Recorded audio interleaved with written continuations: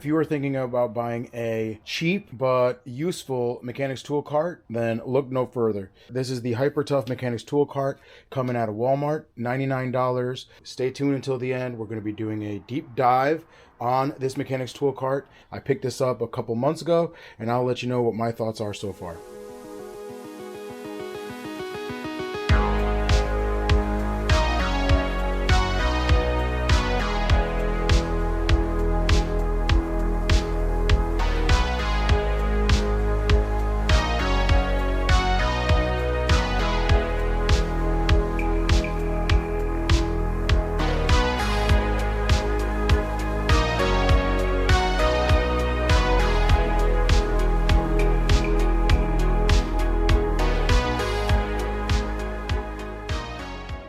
Okay, let's talk about the assembly process. I would say that was fine. The only issue I had was that the directions were absolute garbage, and I actually wound up cross-threading one of the screws. They just show you pictures, and you then have to reverse engineer kind of how to do it. It's not the best, but you can do it, and I'm sure you'll be able to figure it out. But the directions could have definitely been better, but we got it done.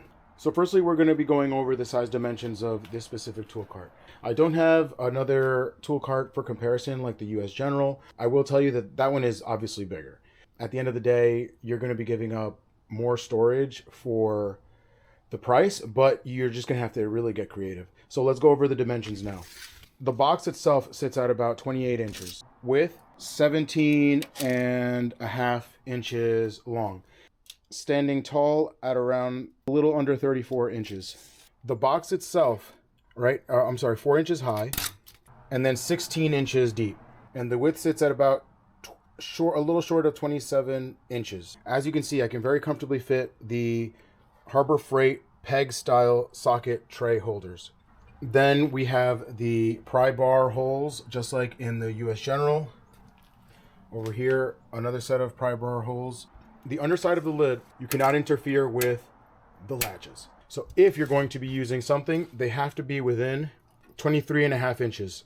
So the first drawer itself is the shallowest drawer, 2 inches high, 14 inches deep, and 22.5 inches wide. For what I have here, I have my Icon picks, my screwdrivers, some bits, and I have some knickknacks here, some Allen keys, and that's basically what I have in there. I have a couple more things I want to put in there. Again, this isn't a tour. This is more of a realistic look of what this could look like for you with tools. Now, let's take a look at this one. This is the deepest drawer that they have. 3.25 inches tall, 14 inches deep, 22 5/8 inches wide.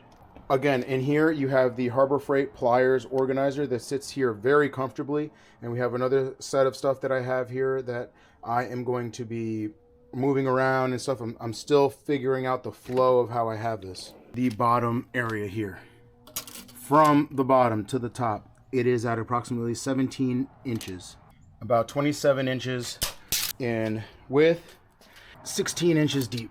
Pillars are about 1.5 inches by 1.5 inches. So that'll give you an idea of some magnets that you can use to try and attach to the sides, as I've done here with the Easy Red. So for this area here, now I have the handlebars on, but you can opt to not have those on. And then here we have about 16 inches. So let's go ahead and talk about the build quality of this item. The build quality is, I believe, steel. And it is, for what it is, not bad. What I don't like about it is that it is wobbly. As you can see here, as I try to move it, it is wobbly. So as you start adding weight to it, the top tends to become extremely heavy, and the pillars seem to be not as strong to hold it to the base. I don't know if you would want to maybe put some plywood here, and I think that would solve that wobbling issue. But for what it is at $99, it really isn't as bad. This is for the DIYer like myself. Another thing I wanted to mention is that the casters themselves, one of them is swivel and the other one just goes straight. I don't like that. I wish they were all swivel. It'd make it much easier to move it around my garage. But for what they are, they do roll around very well. As you can see here, I have a bunch of cracks and stuff in my garage, but as you can also see, it is not making it through the gravel. But I do have plans to pave the driveway this summer, so the only issue is making it over this hump here, but we'll figure that out when we get to it. So let's talk a little bit about the storage capacity. I know this isn't a tour video, but as you can see here, I am able to definitely store a good amount of tools in here that will help me for 99% of the jobs that I will be completing on my cars. You are going to have to get creative with the way you're going to be storing this, because this is definitely on the border of, I would even say, overfilled, because, you know, I added the magnetic pry bar holders. I had to get creative with how I'm going to store my aerosol cans. I also got creative on how I'm going to store my power tools. You can see down there, I just have some stuff thrown about. But I don't like doing stuff like that, so I will have to be a little bit more organized. And like I said, as you can see, I have a good amount of things that are stored for ready use, and you can get a good amount of things in here. Definitely taking advantage of the under part of the lid, definitely taking advantage of magnetic tool organizers that they sell online. I would also watch other tour videos of tool carts. Definitely get some inspiration on how people, you know, store their tools. As you can see here, like how I have these stored against this part of the lid. Like I said, get creative. You will be able to definitely use this. These are only metric. I have Toyotas, and I don't use really SAE. If you're going to be doing metric and SAE, then you can probably say goodbye to this entire center area here. So just keep that in mind. I know I touched a little bit on the portability of this. I will be showing you a clip of me moving this around my garage here. But another thing I would like to say is that it is loud. So as you're moving stuff around, I'm moving it around my garage, it is quite loud. It, you know, rattles and moves around. The pry bar holder by Easy Red is holding up really good. As you can see, I could, you know, they hold on pretty good, but they're not perfect. You know what I mean? So like I said, the wobble is pretty annoying, but I will show you a clip of me moving it around my garage right now. You can see for yourself.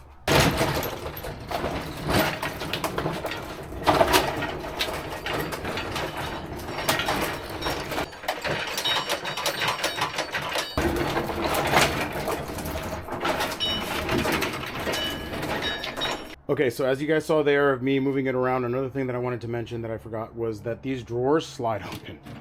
And I lost the key. I have no idea where I put it, but whatever. But as you can see, I shut it, moved it around, and mind you what I am actually working with here, look at these craters. So you guys really got a good look at what it would look like on a really crappy garage floor. I have a lot of cracks. You saw it was very loud, you saw the wobble, and then you saw the drawers come open. So, like I said, if this is something that you were like, oh man, this is going to be kind of annoying, then obviously this isn't for you. But for myself, in this small area that I'm going to be using it, and, you know, eventually pulling it out over here to use it on my cars, it's going to be working just fine. Now, comparability to this, to the US General, obviously the US General has more drawers. You have the four drawer, the 5 drawer. It's taller. It definitely has more storage capabilities, but to wait around for it to be $180, which is literally twice the amount for what I paid for this, I think that this was an awesome buy. I was on the fence of getting a tool cart for a while, and I really am happy that I bought this. But like I said, it's definitely needs some more stuff, and I hope they fix like that wobble. And when it compares to the other ones, this is very much for the DIY guy at home. And then you have your other brands like the Snap-ons and all that other stuff, which costs, you know, house payment. Those are definitely more for a professional. Now, what others are saying about this, a lot of people have mentioned about the underlip here and it being sharp. As you can see, I'm vigorously rubbing my hand on that. And it really isn't, it's not that sharp, to be honest. If it gets sharp, I mean, maybe there was a manufacturing defect on the ones that they got that made it very sharp. Like the ones that I have are very dull. It is like very thin, obviously, but besides that, it's okay. And other people like that I've seen online have been initial impressions. They haven't been, you know, actually started to be used. Obviously, you can see, you know, it is kind of dirty and stuff like that, but it is definitely been used so far. I think that giving everybody a kind of like a real world look of what it could look like if they started putting stuff in it, I think is very useful. Now, let's talk about the value for the money. $99 for everything that you're getting, and you're getting entry into the tool cart world for yourself. I think this is awesome. Another thing that I would suggest for this, a detailing cart, which is at the beginning what I was going to use it for, because I was unhappy with the fact that I had to put the pry bars on the outside, because if you put them on the inside, just like the US General, the cap won't close. I think it worked out very good, and for $99, the value for it is very high. Okay, so my final thoughts on the Hyper Tough cart. I think, like I said, for the value for the money, it's very good. If you are a pro or an apprentice wanting to get this, I suggest you go ahead with the US General. I don't think that this is for you. I think this is for someone like myself, someone who does, you know, basic car maintenance and car repairs on his vehicles. Just quick things that I do not like about this is that in the pictures they show you with red mats, these are black. It reduces visibility. As you can see, I have some black ratchets, and when you come in here, they don't pop at you. So I would rather have gotten an option, if they ever come out with, is different color mats. If Hyper Tough ever comes out with a tray, a side tray, I would love that. The US General side tray, I believe, is 18 inches, and we went over earlier, this is 16 inches, but a side tray would be awesome. I'm also struggling to find a place to put paper towels, but again, we'll figure it out as I go through and make more updates on this and make it better. Then I am going to go ahead and record them. I think the next thing is going to be, I'm going to put this on higher casters so they can actually make it over my gravel. I know I gave you guys a lot of information, and I hope that you guys enjoyed the video and an in-depth look of the Hyper Tough Mechanics tool cart. I will leave a link down in the description below where you can find this online. I am not linked up with any affiliates as of yet.